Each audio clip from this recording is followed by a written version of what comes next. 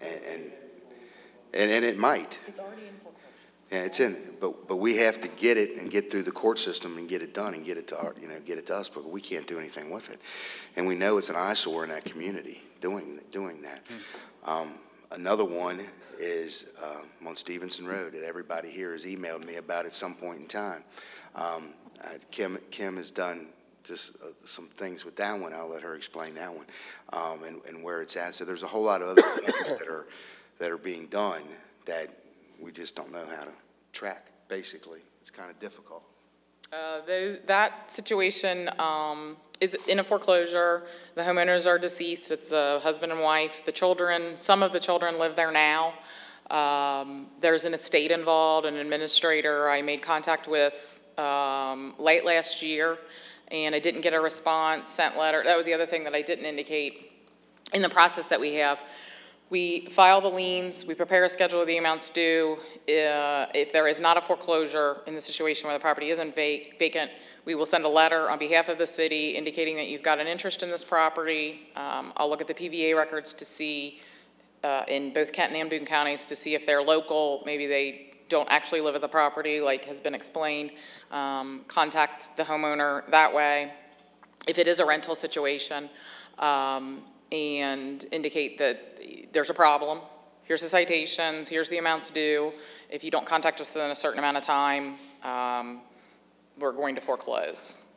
I've maybe have been contacted twice. So, I mean, we go through that process, but it really doesn't work as far as getting anything satisfied. As Mark and Daryl can attest, I mean, people just basically, they just ignore you. They're not going to do anything. That's one of these situations where the occupants, which are the children, don't have any interest in contacting you or fixing it or doing anything or addressing the issue one way or the other. So originally there were citations that were issued. First violation of an offense is $100 a day. Second violation of offense is $250 a day. Third violation and subsequent is $500 a day per violation per day. So if you've got a lot of violations, that can add up, or you got a lot of days, that can add up pretty quickly. So we had originally gotten satisfied on that one by the mortgage company, which is kind of unusual because it is occupied for them to pay prior to the foreclosure and because the property is occupied, but they did.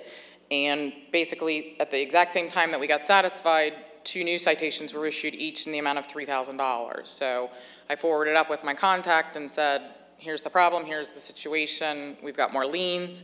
They turned around and paid those right away. Again, kind of surprised. And then most recently, there were 2 citations that were issued, each in the amount of $7,500. So again, I've contacted them and said, here we go again, and they have addressed it. They haven't paid it yet, but they have asked for pictures. So we're in the process of sending pictures of what the property looks like, and I don't know what they're going to do, if anything, at that point. So, I mean, their hands are kind of tied too, because, Mark and Daryl said, well, maybe the mortgage company is going to contact them. The mortgage company is not going to contact them. They know they're going to say, no, we can't do anything. It's the homeowner's responsibility until they get the property in their name. So that's where that one is. Yeah, that's a tough one. I mean, the whole purpose of this isn't to drain an estate. It's to get them to fix the property, and that's such an odd situation that they. But it's their. I mean, in essence, it's their money that they're spending. Right. If there's an inheritance, and the only thing I can think in those types of situations is they're not paying for anything, so it's just a I don't care type of situation. Maybe the estate's insolvent. I take it probably. I honestly haven't looked into it that much. I don't know. Sounds like the mortgage company's fighting hard to maintain their priority, though. Well, at least paying for it. I don't know about maintaining. I mean, I don't think they're doing anything. Yeah. So I don't know. Yeah, I mean, it's surprising that they would pay short of sale and with the property being occupied. So I would say that's an unusual situation. Kim, yeah. Would you know if they have a business license for that operating on that property? Because it looks to me like there is roofing material there. No, I don't think they're operating a business there. From just looking at the internet and social media, I think they're roofers. And I looked to see if there was a registered business either under their names that I could find or the business name in Kentucky, and I didn't see that. But if you look on pictures that are posted on Facebook, I mean, there are some substantial houses that they are roofing. I mean, they're gorgeous over in Cincinnati. But I think they're bringing all their stuff back and storing it, and that's the problem. And there's nothing we can do, like, we can't go in and move anything off that property, can we? You know, that's the amazing thing too. A lot of the garbage and stuff is in the back of trucks. I know, it's And looks horrible. weird. That still looks My husband has a fit every time we go past that place. Everybody does. Everybody does. Yeah, and so Yeah. does my principal at the school. He keeps And asking and it's about it. terrible, and we've had this conversation several times. You know, where, you know, how do you go on somebody's property and remove property? Right. I mean, that's a line that we can't cross, and, you know, we've done it, and I think one time with a junk car that was in that, and we had to go through, I can't tell you what it was to go on that property and get that junk car off, but it went on for years, and I don't remember exactly what the whole situation was, but Mr. Wickman and I talked about that for a long, long time. How do we get doing? That's the difficult part. You can't go on somebody's property. And then the part is, you know, we're going to keep writing these $7,500 tickets for a week. When you look at that, you know, I mean, that's what it ends up being, you know, and then that's doubled because there's two people. They issued two. They don't pay two. I understand all that. But, you know, when you look at it and you're thinking, wow, what is that? Because these guys are going back once a week, and that's what we've told them to do, go back once a week and issue that citation. If that stays the same for that whole 7 days, then issue that citation for those 7 days. And that's what they've been doing. So now this one, is it in foreclosure, that piece of property? It is, okay. Yep. But that could take some time, right? Well, yeah, I mean, they can. I don't know if the issue of it being in a state has anything to do with That could make, the delay. I mean, sometimes there's just a delay and they sit, and I don't know why. That's up to the bank and pushing it, and so I'm not sure about that. we had property in Lakeside, my dad's property, and it was in an estate, and we were trying to sell it, and the house next door, the lady didn't live there anymore. I think it was in foreclosure, weeds were high, and it was a health hazard. So we ended up calling the health department, and they tagged it, but it wasn't sold for a long time, so I don't know what happened. Yeah, I mean, I don't know. It's a pretty good-sized family, so I don't know the fact that of all the brothers and sisters and the heirs and they don't get along. I mean, I don't have any idea. That could be. Yeah. Are all parties served? Don't know. Okay, that's fair. I don't want to put you on the spot. Are we ready to move on to the next Yeah. item here?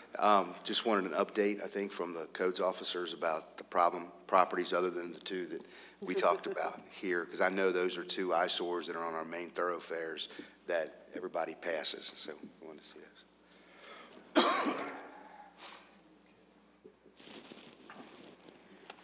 Do what?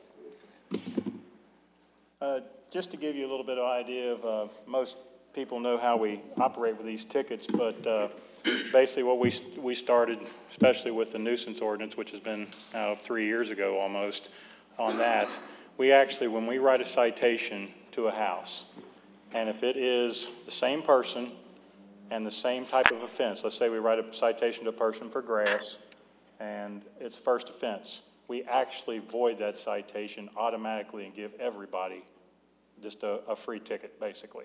Everybody gets that, no matter who they are. The next citation is actually a first offense again, and that will be then the $100, and those will not be, if they don't, you know, they will not be voided. But that's the way we've been operating this thing as far as going from first to second to third. If it is the same offense, the same person, and then if the house changes names, then we will start over. Even if it's the same address, we will start over. But what we do on our citations is we'll write a citation for a house. We actually give them an extra day. We've actually started this when we did it with Kim. We went to 8 days. 7 days is what the state calls for.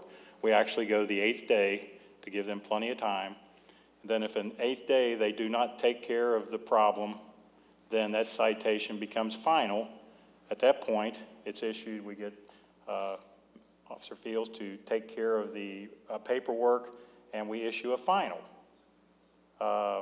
We can give them 8 days again to take care of the final. After that final is done, we then give them, basically the lien is then sent to Kim, basically, and then it goes out of our hands and it goes into theirs as far as collection. And then that goes off of our books. So they've got, you know, they've got a period of 24 days almost like you said, a month to get to that point of even. And in that initial 8-day, the first 8-day period, if after receiving a citation, the property owner contacts us and says, I know that my grass is tall, or I know I have rubbish on the property, and I have 4 days left of the 8 days that you've given me, can I have an extra 3 or 4 days to get this done? As long as they stay in contact with us and we see that they're working actively on the property, we will give them extra time. Because essentially, it's not the goal to get the fine, it's to clean the property up. And we tell people, if you stay in contact with us, if we see that you're doing something on the property, we'll work with you. What we're finding in a lot of these properties is, like the house in question on Stevenson, when you write a citation for $17,000 total and they don't contact you, they make no means to find out why they have to pay this money or what the problem is, that's where you run into this issue where, okay, here's another citation and another citation.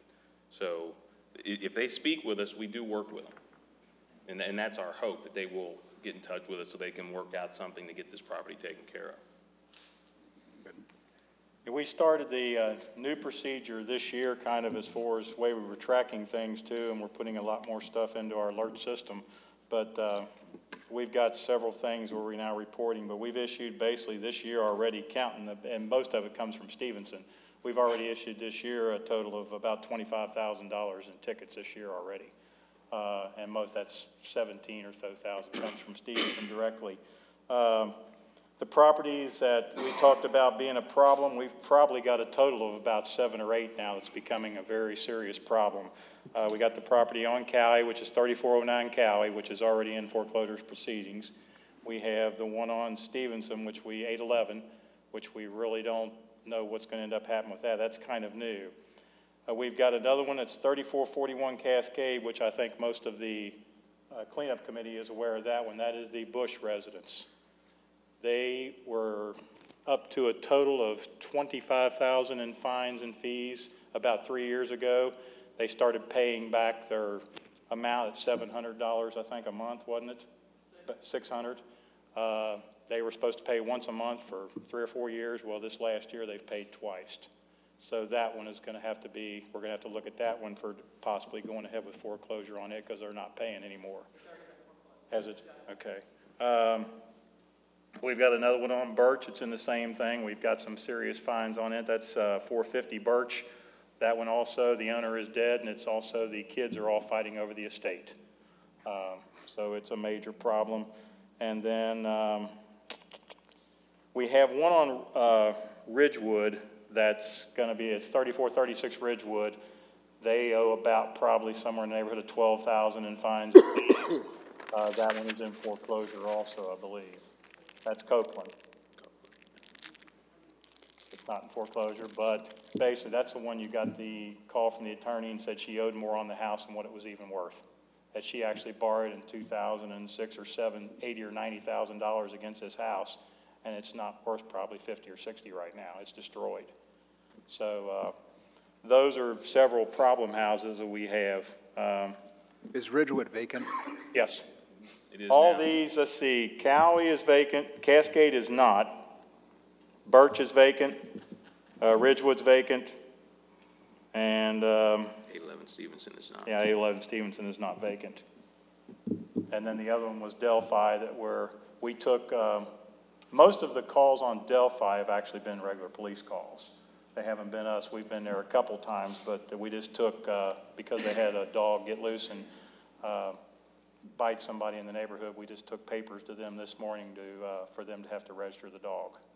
So What's that address? that is 35. 35 Delphi. 35. Okay. I had gotten a call about Carriage Hill. That's, if I'm thinking of the right, that's the right street. It's a one-way street. Carriage Hill? it's Carriage Hill's two-way. two-way. Yeah. Oh, no, you're right, it is two-way. I'm sorry. That's part of the problem. It's a narrow street, and there's parking along one side. And, you know, if two cars are passing, one car's got to find a way over so that the oncoming traffic that doesn't have parking can get by. Was that the area of 110, around that area? And I that's- think so. I mean, we the whole street has an issue. We conducted a survey for last week Yeah. between Northway and Delphi on Carriage Hill, which I believe is the section of street in question. On the first day, we found 4 cars parked on the street. In that entire section. The next day, 2. The following day, 3. The next day, 2. There was never any more than 4 cars parked in any general area in that specific section of the street, and that was at various times of the day. What could be occurring at night, I'm not really sure about, but that daytime period, we did not see I guess what the complainant said was a level of congestion. And a lot of the streets in the city are like that, where Yeah. if a car's coming one way, we do allow parking on one side, you're gonna have to give the right of way to the car that has the right of way and then come around. But that particular section of the roadway, there was never more than 4 cars there at any given time. And that was probably checked during the day, and that's a good time to check it because I think what the ordinance is on parking is that the car can't sit For 24 hours. unmoved for 24 hours. So if you're looking midday, that's a good time to know. But when I looked at it, the person who had contacted me was looking at the whole street. And I actually rode the street with them, and it was after hours. Okay. I mean, I should say, in the evening, and it was congested. And his big complaint was that some of the people there on the street have 7 or 8 cars, and it's like 2 people that live there. And he kept saying that one of them, the owner was, basically running a used car sales business. And then he was saying that there was I think it was on Northway, there was a truck that he said hasn't moved in I don't know, a year or 2 years or something like that. That in itself is a simple fix as far as a patrol unit going and actually verifying that. And there are things that, when we talk to people in regards to this particular situation, especially the cars that are way during the day and then come back in the evening, there's not really a whole lot we can do about that because they're not violating the 24-hour time frame, number one. I've had individuals say, well, why are they allowed to park on the street? And it's like, well, they pay their taxes just like you do, and they're allowed to park there. I guess in the essence, what we would have to do is identify those houses where the vehicles are not moving. And if they are not moving, then we can make an effort to get those out of the way. But if they move, if they're gone for 5 minutes and come back and park in the exact same spot they've moved, there's nothing we can do about it. Right. Yeah, and that's probably the one thing that's hard to explain to the individual that may see this as a constant parking problem. But if the cars are moving, they're not in violation. Okay. Yeah. Thank you for looking at it. Any other questions about any problems? Hey, Randy. Mr. Francis on Commonwealth, do we discuss that property or we don't wait on that? I don't know if we need a specific discussion on it. I mean, I think that's been addressed, hasn't it? That's the one we were talking Yeah, Dan Francis, the part next to him. It's the one with the shingles and the Right, rubbish right. and granite. They fixed all the shingles, they picked up all the rubbish, they fixed the porch. Right. Yeah. They were having issues with their contractor, and they got a different contractor, and he immediately got on the problem and fixed everything. Dan, who's that White House? So when it comes time to foreclose on a property, who makes that decision? It's just been a mess. You guys are Sorry. both taking credit. Thank you. That's a good question. Do you mean if the city forecloses? Yes. Mayor or city council, I would guess. Okay. Yeah, I mean, it can be an open-ended, you get one citation and you don't get any response from the letter and it's not in a foreclosure, go ahead and foreclose.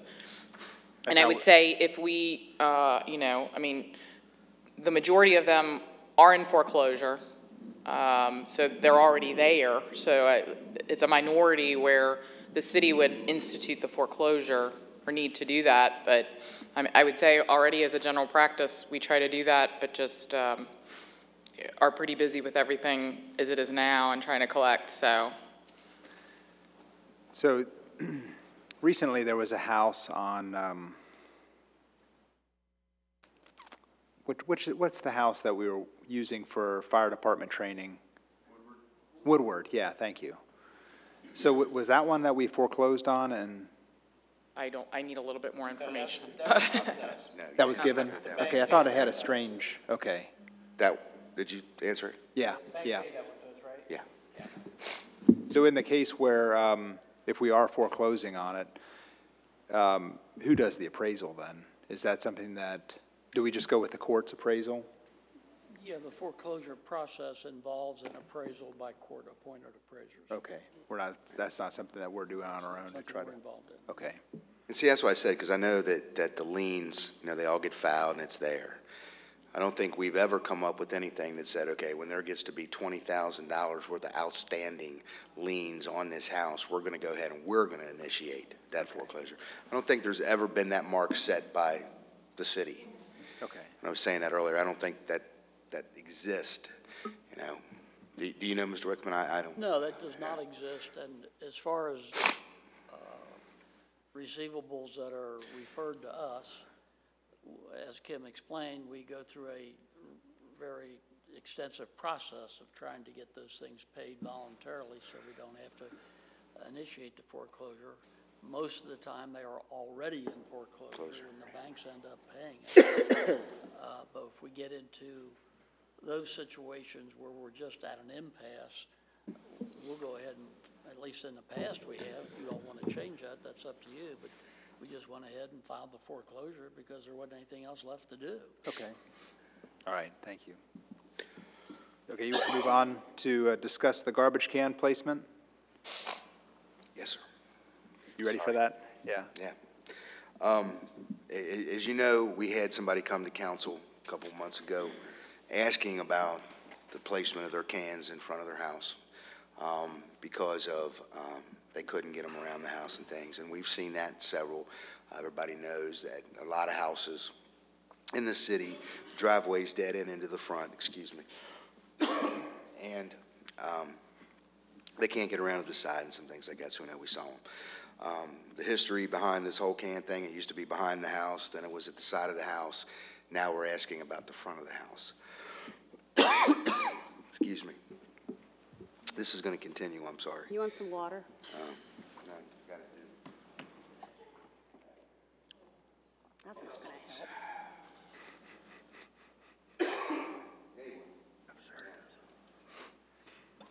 So, we were talking about doing it.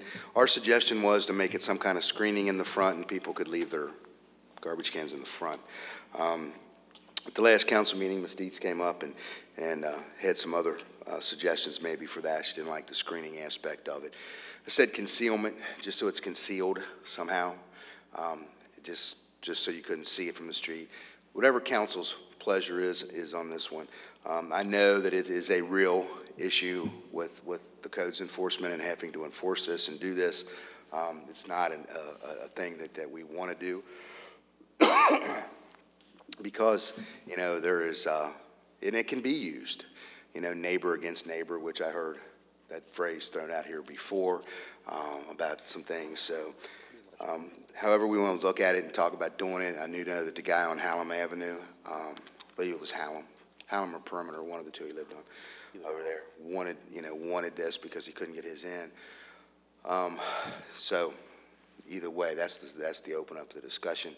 I know Ms. Dietz is here, and she has done a little bit of photography around the city, looking at the different properties and some things.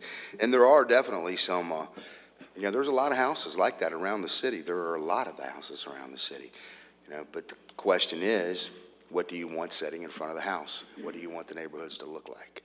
I can tell you that probably on our other side of town, and every homeowners association over there doesn't allow you to do that. They probably don't even allow you to keep them outside, maybe even we got to keep them inside, something in the garage or whatever.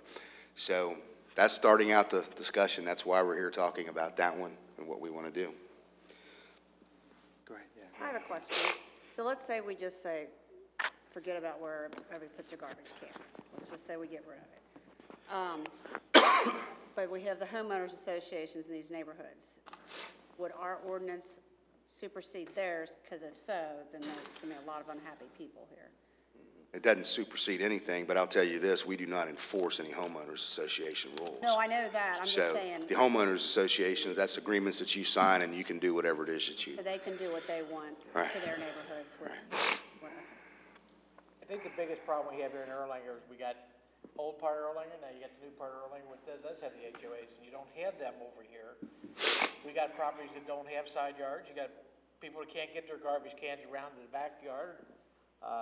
This is getting to be a pain in the rear end, year in after year in. And I can imagine it's a mess for you two. And, I'm at the point where I'm throwing my hands up saying, you know what, I don't care where they put the garbage can, as long as it's got a lid on it and there's no garbage around that garbage can, it's a decent looking tote or a garbage can, I have no issue with it. But once they start putting that garbage outside the can, that becomes rubbish and they can be Decide fined. them for that, right? That's what I'm looking at, because I don't think we're gonna be able to police this, the whole city, because the way the housing is in the city of Erlanger. I think when we went with the totes, it was a great idea. They do have smaller totes for the people that can't use the larger totes, and I think that's what they need to resort to. But once that stuff's in the totes, or in a can, and it's decent, I have no issue. Around the city, you'll see that there's so many different types of houses that there's nowhere for them to put the can. Not everybody has a garage. Yeah. So. And you guys both say that's a lot of hassle that you don't need to deal with.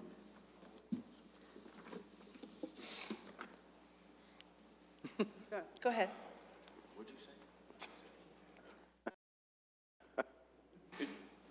I guess the hassle comes in as far as issuing out the letters, informing the people of what the ordinance is, and then that's when you get the phone calls from the citizens who cannot either comply because of the way their house is structured, or because of disabilities or age or things of that nature.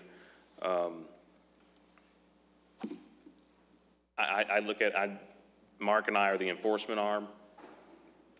If you guys tell us to enforce A, B, and C, we're going to enforce A, B, and C. If you tell us not to enforce A, B, and C, we're not going to enforce A, B, and C.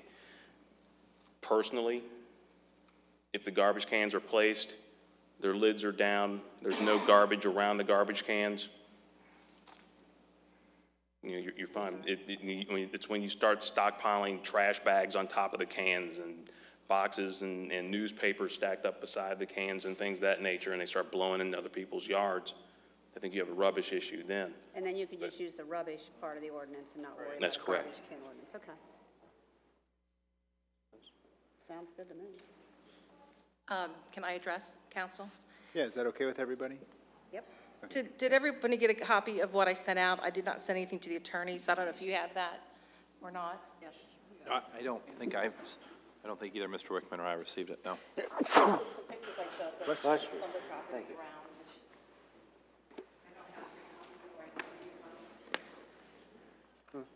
Thank you.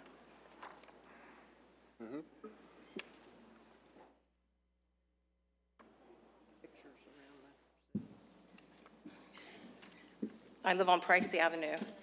And actually, when Mr. Dunhoff just said he doesn't care where they put it as long as there's not garbage around, well, I disagree with that. I do think, though, that many of the homes, it's hard to put it in the back. And if people put it as close to their house as they can, in that document, there's 3 points, the 1, 2, and 3, which are the most important in that document. Basically, allowing people to put it in the front, if their driveway does not go to the side or the back, and to have blended as much as they can with the property, either up against the wall or a fence that comes out through the side. So that way people who are law-abiding citizens aren't hassled with this. And with all the properties that have problems, real problems, it just would be, let people, go on with their lives and live their lives, but they're not really hurting anything, and they're doing the best they can with the placement of the cans. I mean, there's a few pictures. I took pictures yesterday and today, and some of them show that people have problems. There are a few that show people who could actually put a little further back if their neighbor complains, or if they have it right there at the borderline, they could put it closer to their home, things like that. But it just seems like the ordinance should have a reasonable solution if it is an eyesore, or if it is a problem for a neighbor, and not something where they have to build something to block it. Or, because what would you put in front of it? You could put a stack of chairs, I suppose, to block it. And then would that really be any better than the can itself? So it just seems like just to try to, and I think it can still be regulated, and I think it should be, because you don't want people putting their garbage cans right out in the middle of the front yard, things like that. But I think it's reasonable to make it more flexible, more reasonable.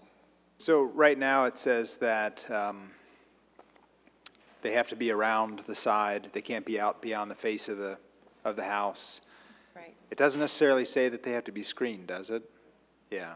And so what we're saying is, with the resident that came, they weren't able to get it around to the side of the house, and what we came up with was if it sits in the front of the house, as long as it's screened, then it would be acceptable. Are you okay with that? No, I'm really not, because you're basically telling people to put something in front of it so we can see the other thing. I mean, what were you mentioning for screening? What could it be? A stack of chairs? Could it be a grill? Could it be a flag? Well, what would you want to put for screening? What would be? It's like if you see some, there are enclosed, it's like a fence, kind of like a fence area. Right. I mean, it's specifically built for that. It's got a lid for, it's just, it looks nicer. That's what I see. Well, the thing is, there are. You can't do a grill or that's outside storage. Now you're still in violation of chairs. You don't want any outside storage, garbage cans or otherwise. But if it's made to look like it is a house for the garbage cans, that's Well, I just think with the number of homes that already have them like this as well. I mean, you drive through Erlanger, and I don't know what percentage. There's many homes you can't see them. There are many homes where you can, because no place else to put it. So you're telling these people, now you have to cover this up, because for some reason this garbage can is, unsightly. And as long as there's no garbage coming out of it, garbage seen around it, it just seems like that should be allowed, just with the circumstances, the way the houses are. I mean, no one should have to build a structure to hide it. I mean, my argument is that one can is not in itself an eyesore. I think a bigger issue is the different colors we have and the multiple colors. Maybe something that Republic Services, if we stay with them, would be able to accommodate people to have the matching cans. There's a different issue with corner houses, because it's like, well, you can see it from one street or not the other street, all those issues. People are doing the best they can. If you have a house that's an eyesore and they have other rubbish in it, that'll be addressed as well with, I guess, the rubbish ordinance.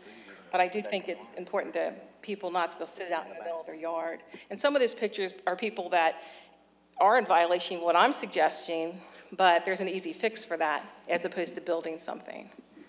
And, you have some neighborhoods that one side of the street may have driveways that go away to the back, so that bothers them when they can see the cans across the street. But those people don't have driveways that go all the way to the back, and they have to take it down a hill and so forth.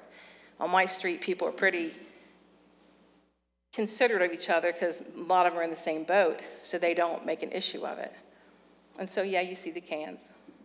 But yeah, the houses on Hallam Avenue, you have a lot of those, they're older houses, and they have like a wall on one side, hill on the other side, so there virtually is no place to store on the side, because it would just tip it over. And then getting it from the back for, I guess, elderly people or anybody, actually. Right. It's gonna be hard, especially in the winter, so I can understand that, putting it right in front of your garage up against the building right. would be the only space that you would have. Right, and there's one example in there, a house on Stevenson, where they did put a block in front of it before they have it on the side, but people can do that. People will want to do that if they want to do that, but for somebody to have to take their garbage can through the grass to take it off the street, this is an undue burden on the resident. To have to take up and down a hill, that's an undue burden on the resident, and to have to build a structure for it, particularly since this is an ordinance too, where it's not like it's uniformly enforced. You don't go around looking for this. Everybody's treated the same way. It's only if your neighbor has a problem with it. And that in itself, that's different than a barking dog. That's different than other types of things too. But it just seems like it still would work the same. You can turn your eyes away and not look at the can. That's just error. Or request that we get more cans. I mean, the blue cans don't really blend with the environment. I know Republic Services went to blue, but I think the gray looks the best. But that's just my thought. I think I just don't think we need to have it. So that's my thoughts on it. And since I talked about it at the meeting when I had to follow through and do this, but I do believe I do believe that there should be, it should be just like the pit bull ordinance was, everybody has a pit bull. It's not considered vicious until it shows vicious. So with a trash can, who says it's an eyesore until it's shown that it's an eyesore? Same logic stands for that. So a lot of the pictures that you've sent through here, Yes. they are, they would be in compliance with our current code, Yes. and they're eyesores, and some of them are blatantly. Some of them are not. Yeah. Right. Absolutely not. Some of them, there's one house where it's sitting right in front of the front porch. There's Right. 2 cans, and it's like, well, you could ask them, okay, can you put those over to your side instead of having them sitting right out in front? But there's there's probably at least 3 where there are retaining walls, stone retaining walls on each side of the garage. Right. And there's one little kind of bump out, and they've got They got their can sitting there. right there. Right, right. What do you do? Well, why can't they have it there where the driveway's bumped out?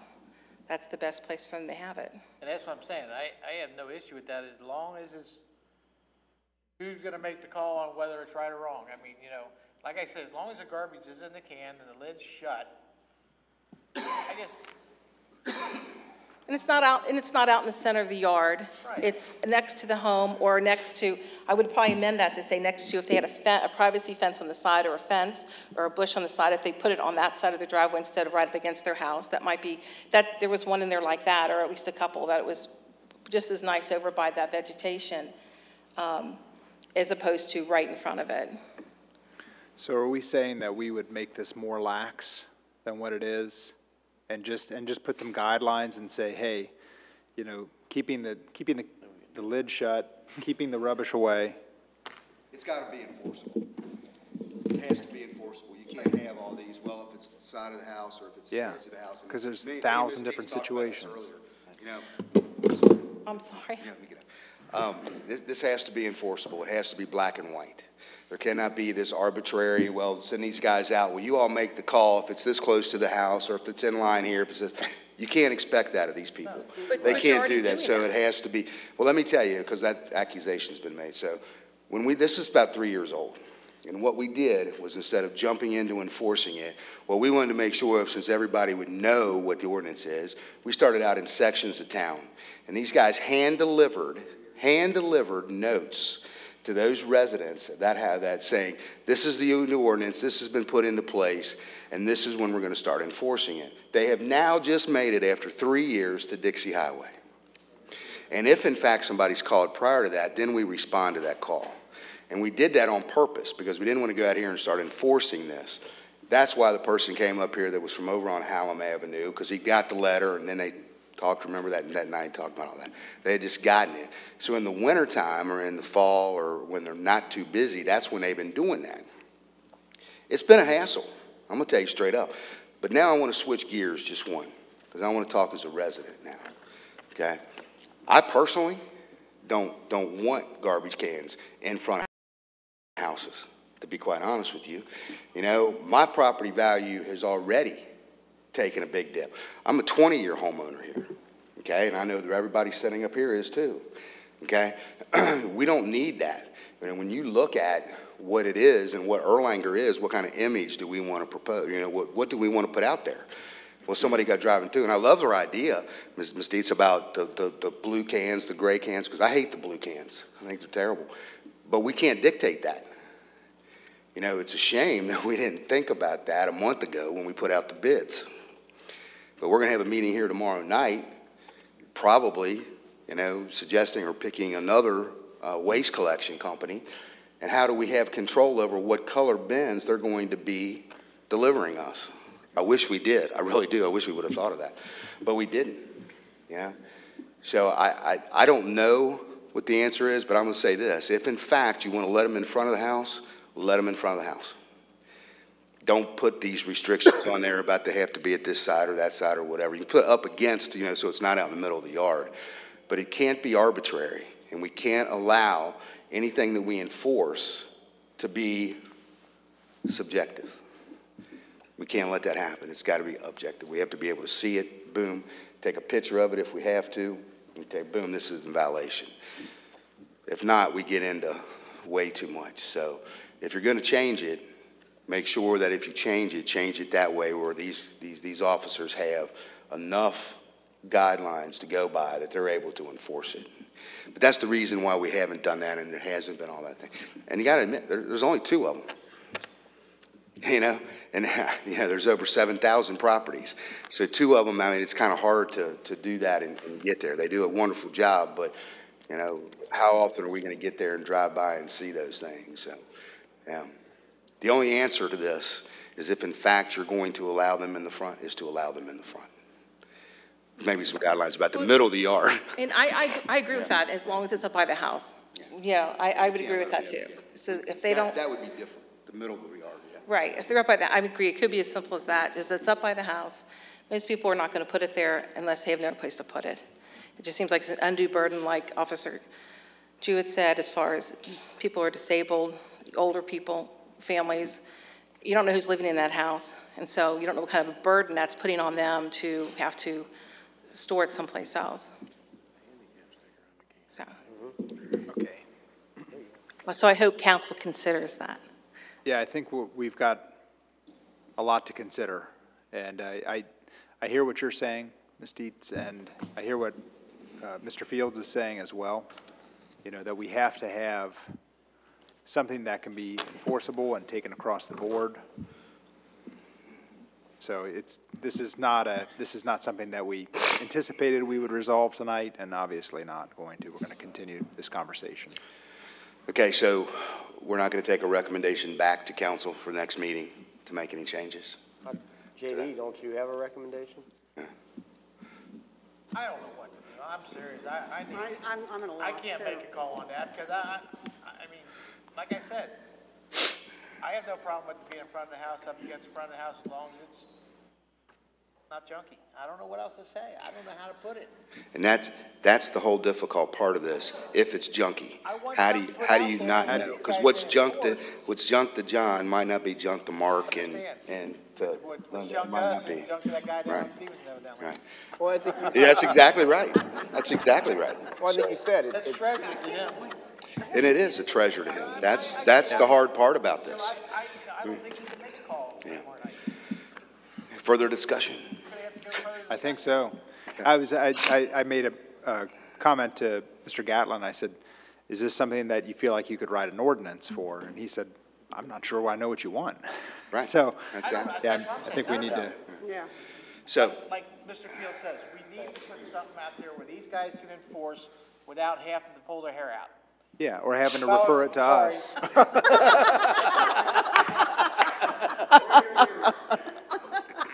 But, I mean, the dynamic duo here, I mean, they work hard, and I just don't know what they do.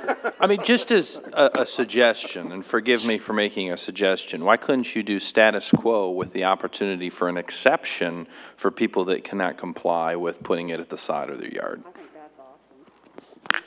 but how do you control the exception? That's the question.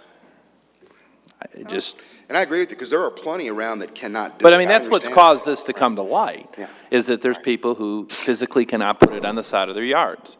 So it seems to me that we would maybe want to just tweak the ordinance to allow exceptions for people who physically cannot put it on the side of their yards. And I don't know how we define that, if the slope is over 20 degrees, or, I mean, Well, But don't roll downhill? But then they're making judgment calls. No. Go ahead, Corey. I mean, like what he said, we had a gentleman come in here saying why he couldn't, you know, and they talk to them. How many people are actually gonna do that? If you think about it. I mean, I would not think many people are gonna come in here and say, I want this in the front of my house. You think? Am I wrong? And you know, this only came to light, and I want everybody to remember this. This only came to light when we changed it from years ago, letting people have them in the back, to then letting them have them in the front or the side. That's when all this started. We didn't really have an issue with it before we did that. An enforcement issue, I don't even know that these guys ever enforced that. You know, the 30 years I've been around here, I don't think anybody's ever enforced that. We just started doing that and then started sending out those letters, like I said, 3 years ago, and started on the east side of town, moved west, and that's where we're at. So we made it an issue. As far as I'm concerned, I think we as the city made this an issue when we changed it, and then we notified everybody of what these were. Then we started looking for them, which we hadn't done before. And I think Ms. Dietz makes a very good point in her letter. You know, this is self-policing mainly, and I really do believe that most people don't. I got 2 neighbors that don't even have a driveway. Okay, one just put one in now finally, but over the years, they were elderly people when I moved in that neighborhood. You never saw their garbage cans out front, and they don't even have a driveway. They carried them through their yard, down their sidewalk, and put it on the sidewalk before the street, before and every day. So this has been something that really, truly isn't, I don't think, a huge issue. Everybody lives, you know, in town. If it's in Davis Jr., and obviously it's not in Mr. Dunhoff's either, and it's not in mine that I see, you know, people leaving it in front. But I think when we start doing all these things and allowing it, you know, ask the realtors, start talking, you know, what our image is. We have to worry about what our image is compared to the other neighborhoods and the other cities around us. Yeah. Could leave it alone and we just quit sending out letters. I wonder why I got 2 letters from you. Just kidding. The other one was from the homeowners association. I don't have that. No, thank God we don't have one. Yeah, which we No, don't. I don't have them living with me. So what, can I ask one question then, because I know that Mr. Wickman had worked on, because we had wanted to change this, and this one's also in the nuisance ordinance, about the recreational vehicles. So we wanted to go ahead and move forward with that, and we didn't. So can we move forward with that one? Because these guys already are encountering that because of the time of year it is. But I know that we've been asked by some people already, go ahead and change that to allow that year-round. Yeah, I think that the whole point was addressing it all at one time. Right. Yeah, so if we're not going to have a, yeah, I think we go ahead and move forward on that, and then we'll So can adjust it again. Can we put that on the agenda for the next council meeting then? Is that fine with Yeah, I everybody? think so. Sounds Yeah. good. Oh, it's already prepared, and I'm assuming I sent it out to or at least it went to the clerk's office. Have you all received it? I don't think so. All right, we'll send it out again. Okay. Like Mark said, would it be a problem if they just stopped sending letters and just leave the ordinance alone? And then, I think we get ourselves into a lot of trouble if we've got, And then that's it, because I'm going to complain on you, and then you're going to turn around and complain on your neighbor. Well, you gave me a citation for this or a warning, but you didn't give the one down the street. That's how that all, that's how that all ends up. That's what I'm saying. It wasn't an issue when it was in the back, and then we changed it to the side. I mean, it just never was one, to be quite honest, until we started down that path. okay.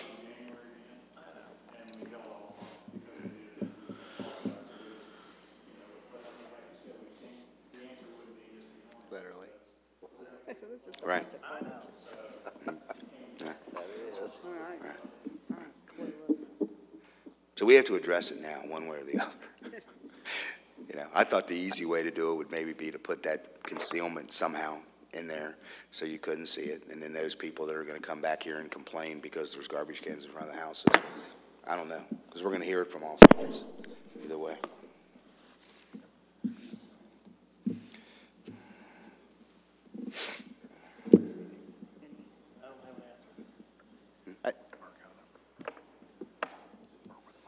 Yeah.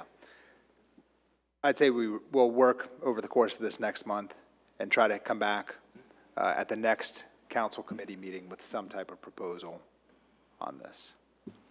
All right. We're gonna have another meeting to discuss it in May Committee sometime. meeting with everybody in council. Well, if yeah. there's more input. Have another committee meeting, You're saying if we, sooner than that? sooner than, Next month? Why don't we have a committee? no, that's fine. I don't think it's pressing, is it? It's not pressing that I know of. You know, as long as people aren't getting citations, I'm sure they're not gonna be in here and Right. complaining about it. And we wouldn't want to. That's what I'm thinking. Next month's council committee meeting, we'll have some type of proposal. We'll talk, Okay. we'll put our heads together and try to come up with some type of, Our heads together, yes, our heads together. yes. Yeah. So, yeah. Yeah, you got involved in Yeah, this. yeah. Absolutely. We're not letting you out that easy.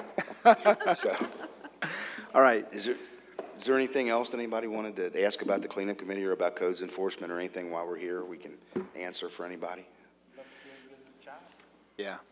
Yeah, good point. Is there any other business? Any other committee members? All right. With that, can we have a motion to adjourn? Adjourn. Motion adjourn, okay. Adjourned. Back again at 25 and a half hours. No, 25 hours. Oh, no, I told Joe too, I said. Yeah, that's right, that's right.